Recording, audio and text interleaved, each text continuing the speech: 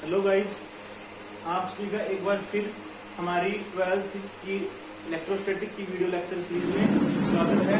कल हमने पढ़ा था electric field due to infinite long conducting wire. आज हम पढ़ेंगे electric field due to uniformly charge infinite long sheet. कल वायर का पढ़ा, आज शीट का पढ़ेंगे।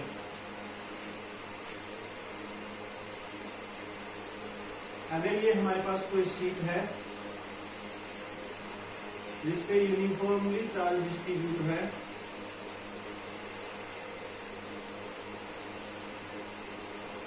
और यहाँ पे कोई पॉइंट P है, इस पे अगर हमको इलेक्ट्रिक फ्लक्स इलेक्ट्रिक फील्ड निकालना हो तो कैसे निकालेंगे इलेक्ट्रिक फील्ड की वैल्यू? सबसे पहले वही काम करते हैं, गॉसियन सरफेस लेते हैं। गॉसियन सरफेस लेंगे,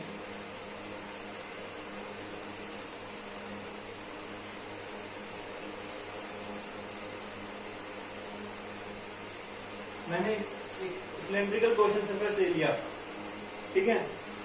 अब क्या होगा,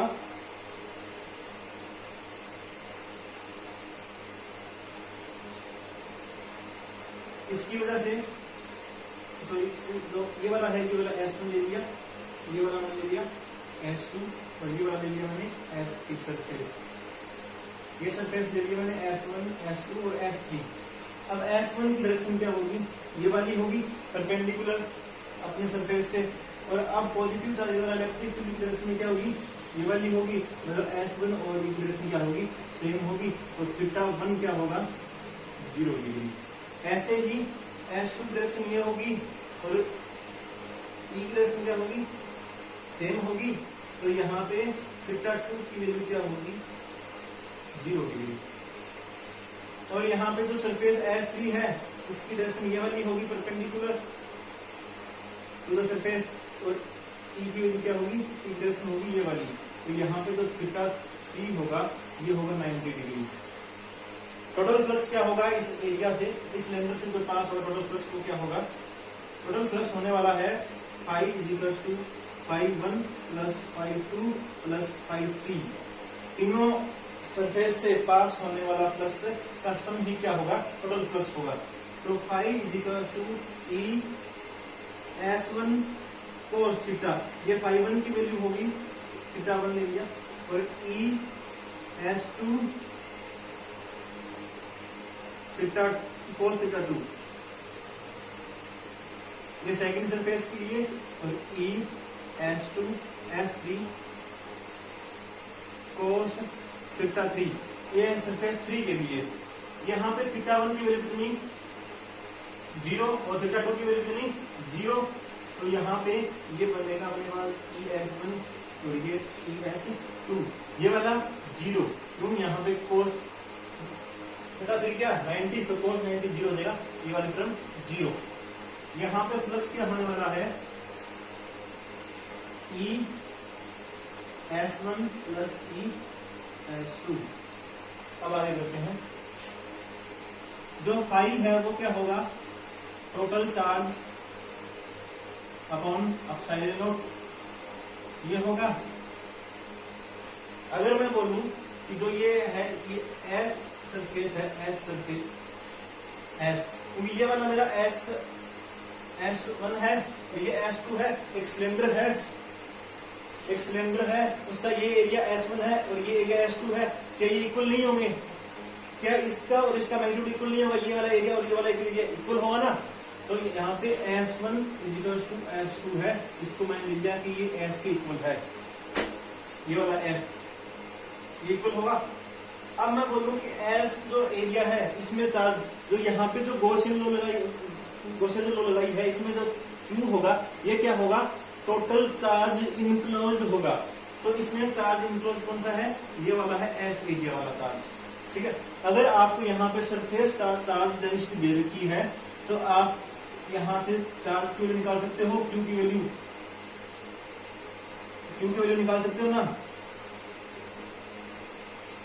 सरफेस चार्ज डेंसिटी = Q/A, ये होगा। तो आप यहाँ से निकालें तो A की वैल्यू क्या है? S है। एरिया कितना है? S है सरफेस, ठीक है। अब यहां से Q = σS आ जाएगा। अब इसमें ये दोनों इसमें पुट करते हैं, दोनों वैल्यूज लास्ट वाली इक्वेशन में इस इक्वेशन में पुट करते हैं। तो यहां से फाई क्या आएगा, फाई की जगह क्यू अपॉन में, फाई की जगह क्यू अपॉन में epsilon not is equal to E की वैल्यू क्या होगी, ये निकालना है हमें। और S1 और S2 की वैल्यू क्या होगी, ये भी S के इक्वल है और ये भी S के इक्वल है, इसको मैं ऐसा लिख सकता हूँ E S1 प्लस S2, ये होगा E2ES के इक्वल, ठीक है, क्योंकि ये भी S के इक्वल, ये भी S के इक्वल। जैसे मैं इसको थोड़ा और आगे एक्सप्लेन करके लिखूं, ES प्लस S, ये क्या होगा 2ES। तो ये मैं यहाँ पे लिख सकता हूं, ये लिख दिया E इंटू 2S। अब मैं Q की जगह लिख सकता हूं, Q की जगह सिग्मा S लिख सकता हूं, sigma S upon epsilon not is equal to E into 2S। इस 2S को मैं इस साइड ले आऊं, यहां से S से S कैंसिल, तो E क्या बता, सिग्मा अपॉन 2 एप्सिलॉन नॉट। ये आ गया अपना इस पॉइंट पे, इस पॉइंट P पे electric field due to infinite long sheet. अब आगे एक चीज और करेंगे, एक बार जरा इसका स्क्रीनशॉट ले लो, इसका स्क्रीनशॉट ले लो। एक बात और है मोस्ट इंपोर्टेंट,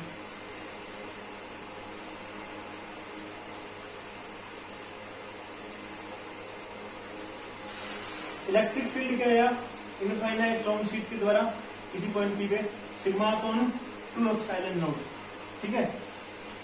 एक बार साइड में लिख देता हूं, E is equal to sigma upon 2 epsilon not. अगर मेरे पास कोई प्लेट है, एक तो प्लेट ये है, इस पे भी प्लस चार्ज है, ये S1 सरफेस है, इसकी डेंसिटी सिग्मा 1 है, एक ये है, ये S2 सरफेस है, इसकी डेंसिटी सिग्मा 2 है, इस पे भी चार्ज प्लस का है, ठीक है। तो अब यहाँ पे कोई पॉइंट है, इस पे इलेक्ट्रिक फील्ड निकालना है, एक तो E1, एक यहाँ पे है E2 और एक पॉइंट यहाँ पे है E3। अब तीनों पॉइंट पे E1, E2, E3 की वैल्यू निकालनी है अपने को। ये कैसे निकालेंगे, अब पॉजिटिव चार्ज द्वारा इलेक्ट्रिक फील्ड की डायरेक्शन क्या होगी, ये वाली होगी सरफेस 2 के द्वारा, सरफेस 2। या फिर मैं इसको ये नहीं लेके ये ले लूं, ये पॉइंट P, ये पॉइंट Q और ये पॉइंट R। तो electric field at point P, electric field at point Q, electric field at point R।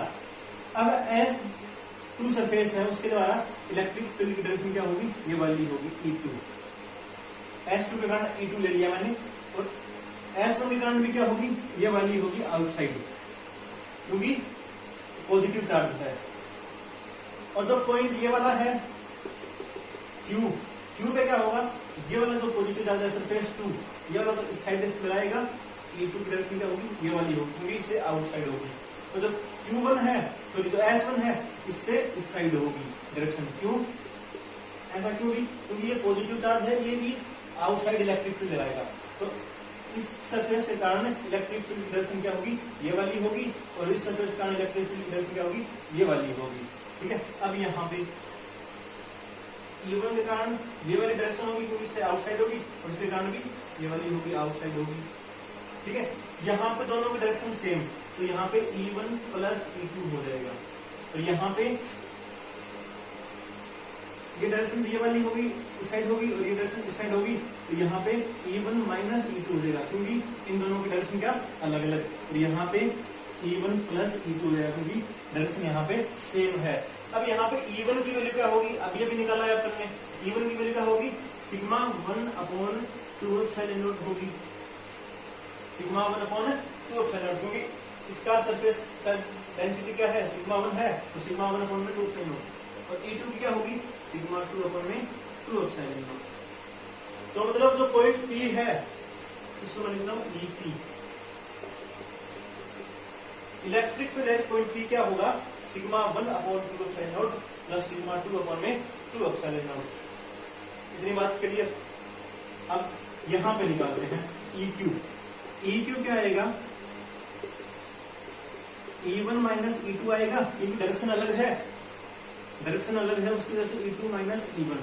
तो EQ क्या आएगा, EQ is equal to sigma 1 upon 2 epsilon not minus sigma 2 upon 2 epsilon not.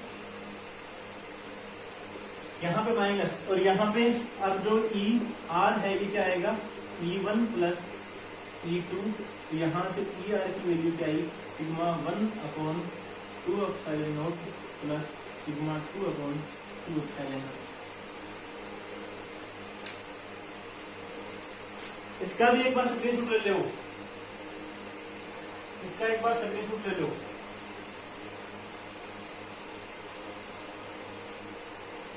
अब एक चीज और,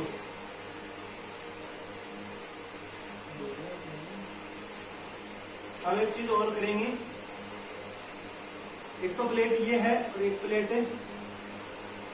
ये है, इस पे चार्ज प्लस का है और इस पे चार्ज माइनस का है। इस बार पहले दोनों में प्लस का था, अब माइनस का है। ये पॉइंट P है, यहाँ पे इलेक्ट्रिक फील्ड EP है, ये पॉइंट Q है, यहाँ पे EQ है, और ये R है, तो यहाँ पे ER है इलेक्ट्रिक फील्ड। ये सरफेस S1, यहाँ की density sigma 1, surface charge density ये S2, यहाँ की सरफेस चार्ज डेंसिटी सिग्मा 2।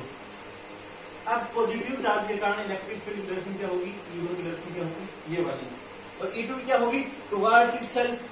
तो E2 डायरेक्शन क्या होगी, ये वाली। आई बात समझ। अब यहाँ पे बीच में क्या होगा, बीच में क्या सीन होगा, पॉजिटिव कारण ये वाली होगी E1, और नेगेटिव कारण भी यही होगी E2। नेगेटिव के इनसाइड जाएगी इलेक्ट्रिक फील्ड लाइन और पॉजिटिव से बाहर जाएगी, तो ऐसा सीन होगा यहाँ पे। अब इस पॉइंट पे नेगेटिव कारण E2 के कारण इनसाइड और E1 के कारण आउटसाइड। तो यहाँ पे EP की वैल्यू क्या होगी, E1 माइनस E2। माइनस क्यों आया, क्योंकि डायरेक्शन क्या है, अपोजिट है। तो EP की वैल्यू क्या आएगी, sigma 1 upon 2 epsilon not minus sigma 2 upon 2 epsilon not. आया समझ। तो यहाँ से EQ की वैल्यू क्या होगी, E1 प्लस E2। तो अब यहाँ पे EQ क्या आया, sigma 1 upon 2 epsilon not plus sigma 1 upon 2 epsilon not. आगे इसमें जो ER होगा वो होगा E1 माइनस E2, क्योंकि डायरेक्शन अलग हुई ना, चाहे इसमें से ये माइनस कर दो, चाहे इसमें से ये माइनस कर दो, क्योंकि स्केलर क्वांटिटी है। लास्ट में सॉरी यहाँ पे जो बड़ा होगा, जो बड़ा होगा उसकी डायरेक्शन होगा। अपन ने मान रखा है कि यहाँ पे E1 ग्रेटर देन E2 है उस केस का, ठीक है। अगर E2 ग्रेटर देन E1 हुआ तो E2 में से E1 माइनस कर देंगे। अब आगे जो ER की वैल्यू है वो आएगी sigma 1 upon 2 epsilon not minus sigma 2 upon 2 epsilon not. ये बात क्लियर हुई, इतना क्लियर है। अगर सिग्मा 1 और सिग्मा 2 की वैल्यू सेम हो तो आउटसाइड क्या हो जाएगा, 0, साइड भी 0, बीच में सिग्मा 1 एप्सिलॉन नॉट। ठीक है भाई, वीडियो को लाइक कर दें, शेयर कर दें और सब्सक्राइब भी कर दें। Thank you.